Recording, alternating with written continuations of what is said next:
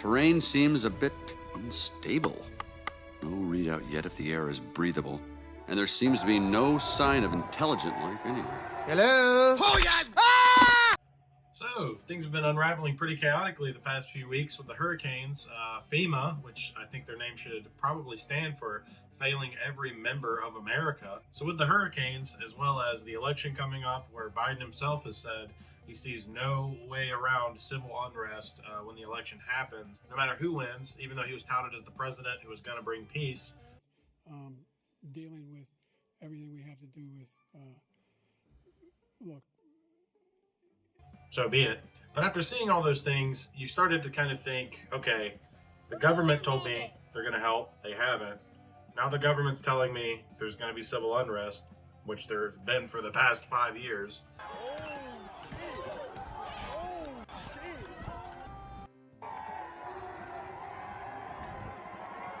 So maybe I shouldn't listen to these guys and do the one thing they keep telling me not to do, which is defend myself with a firearm. Been a long time. I'd like it tasty. 11.5 inch, compensated with an iron bonded bolt carrier. So if you decided you wanted to defend yourself with a firearm and you don't know where to start, this is a great video for you. I'm going to be just giving you a few pointers on things I wish I knew when I first got into it, and a few tactics that hopefully, if you follow them, it should put you more than 90% ahead of other gun owners.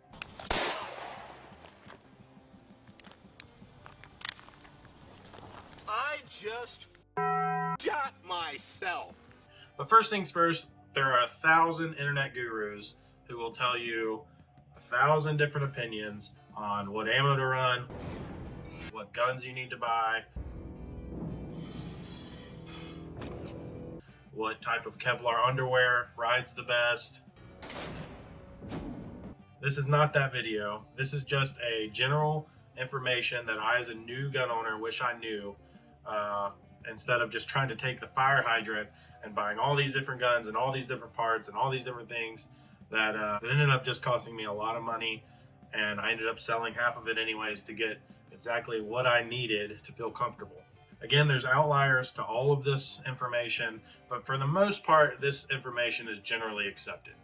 With that out of the way, let's get into it. So you decided to buy your first firearm, and you're having a hard time deciding, do I need to buy a shotgun? Do I need to buy a pistol? Do I need to buy an AR-15? And the answer to that is yes. Yes, you should buy all of those.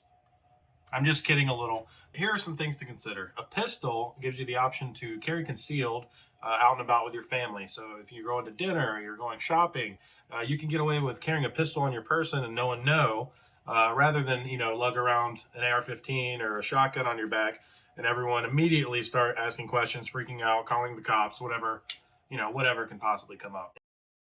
You got no knife on you? No, papi, nothing. You sure? Yes, papi. I ain't your papi. Yes, officer. Yes, officer. And if you're thinking, I don't need to carry this around with my family, out and about, just remember that half the crime in this country takes place outside of the home. And I would rather have it and not need it than need it and not have it. There are many different ways to carry it on your person as well. There's many different types of inside the waistband holsters, front, back, side. I mean, you can literally find anything that you want. I went through 5 or 6 holsters before I found the right one for me. And then after I wore it for probably a month, I no longer even felt it. There's also the fanny pack offer in it if you're a more adventurous type. The pistol also operates as a decent home defense weapon, especially with the ability to put it in a small safe beside your bed and have immediate access to it if something goes bump in the night, especially if kids are a concern of yours. In editing this, I didn't mean kids are the ones breaking in. I meant kids, you don't want them to get the gun. If you have a problem with kids breaking in your house and you can't handle it, hello, how are you?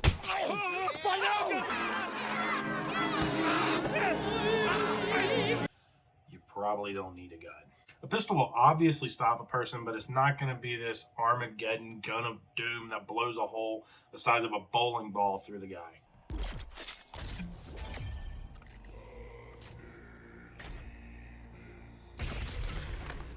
But it has many good defensive loads available in your standard size. 9mm is probably your most common. There's some 45 God edgelord out there. What did you say, punk? But ultimately, several different defense rounds that have been tried and true that are excellent for defending your home. Where the pistol falls short, the other two firearms excel. Shotgun and rifle both have excellent lethality when trained correctly. It's foreshadowing, by the way. Shotgun can be an effective weapon with hunting as well as for home defense, depending so that you can change out the load based on your needs. Pervert load is just different types of makeup within the bullet itself to get different outcomes in how it shoots and what kind of damage it does. But I like where your head's at. The shotgun has an added benefit that when you rack it, the intruder will likely defecate themselves, leaving DNA behind even if they decide to flee, so that cops can find them better. Just kidding, but the sound does have a really good get the hell out vibe. There's several types of home defense loads available that are excellent for home defense. That will definitely put a hole in someone and stop them on the spot. I would just feel sorry for any poor moron who's at your door if you shoot them with a shotgun. One thing to consider with the shotgun, though, is the manual of arms, or the what make it go boom manual. With the shotgun, it's a little more involved in understanding, how to load it, racking it, than other firearms out there. The main thing is the fact you have to pump it after every single round. This can be a disadvantage for, if you're a man, your wife, or an unexperienced shooter, having to use it for the first time, especially in a life defense situation where your brain goes full reptile, adrenaline pumping. You forget everything that you've done except for the training you have under your belt. And that's Secretary of Education. You forget to rack it. You're in a panic. I mean, you see guys that in a life or death situation, or even just scared. Like when people get scared, they just fall over when they're trying to run away. So that actually does take place in a home defense situation too. Your brain just doesn't work the same. That's why you need to practice, and then back off onto muscle memory at that point, more so than what you can logically intake and do in that moment. So I know they do make 12 gauges in an AR-15 style platform, which is a great option if you can find a really good one that's reliable. Jammed.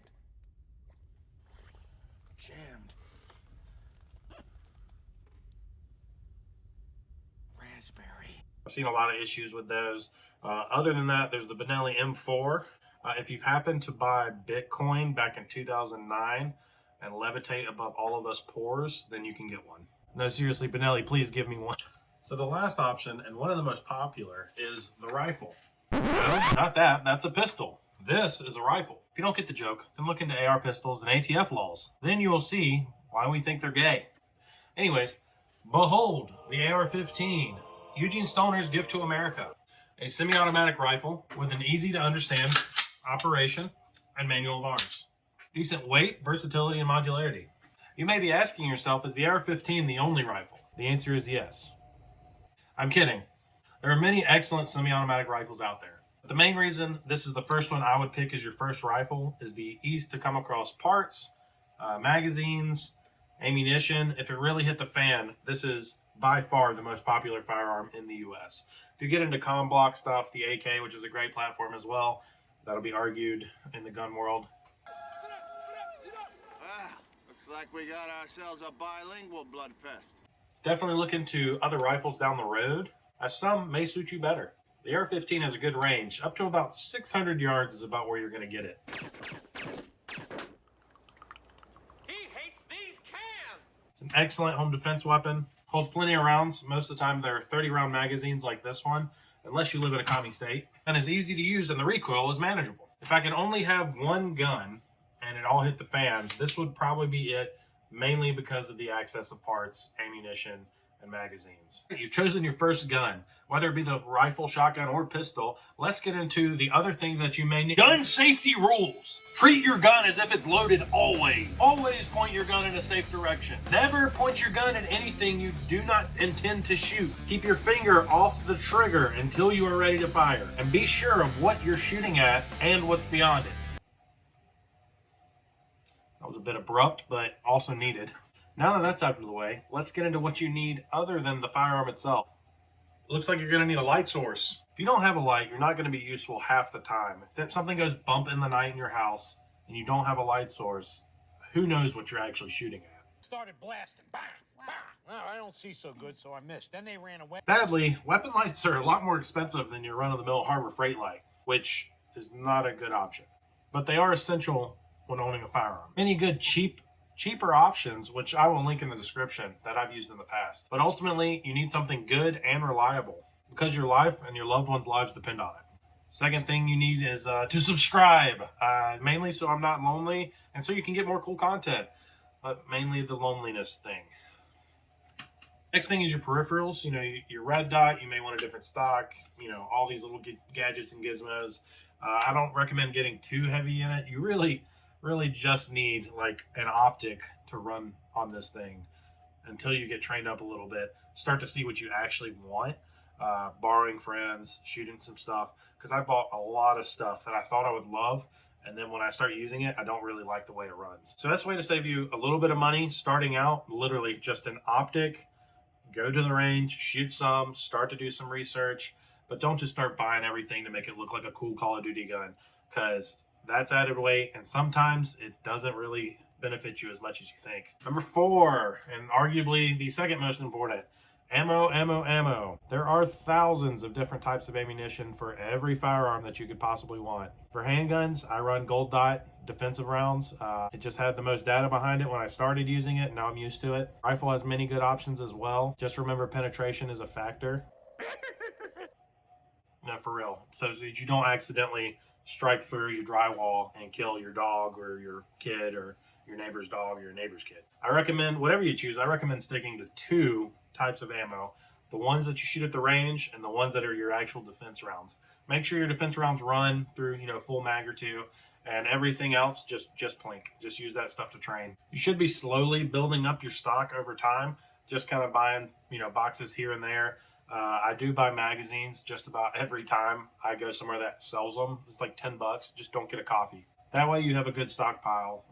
So when you start training more, you're able to not eat into it too bad. Number 5, and one of the most important, train, baby, train. Now that you've got a proper weapon and ammo, it's time for you to go and actually learn how to use these things. You need to understand that when you're in a violent encounter, your body stops working the right way. You can no longer do small, you know, tactile movements with your fingers. You've seen videos where people are scared and they just stop learning how to walk and they fall to the ground and scurry around like a lizard or something.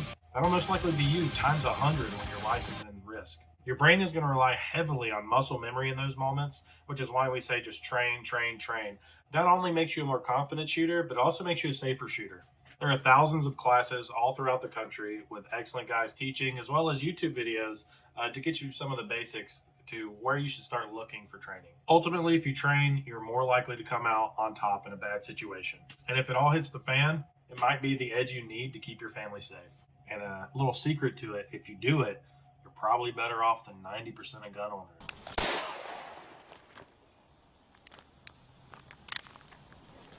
I just shot myself.